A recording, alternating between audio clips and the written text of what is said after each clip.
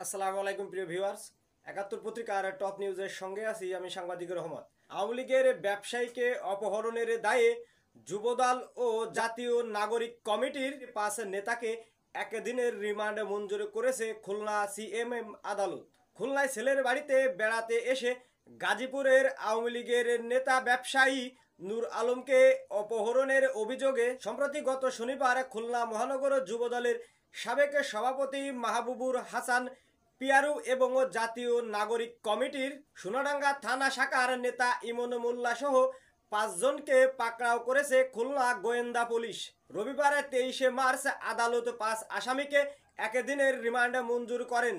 এ বিষয়ে খুলনা মেট্রোপলিটনের পুলিশের অতিরিক্ত উপ police commissioner media and CP Mohammad Ahsan হাবিবে জানান, অপহৃত নূর আলম মোল্লা নামের এক ব্যবসায়ীকে অজ্ঞাত দুর্বৃত্তরা ২১ মার্চ রাত 11:30টার দিকে তার ছেলের নিজে ভাড়া বাড়ি থেকে অপহরণ করে।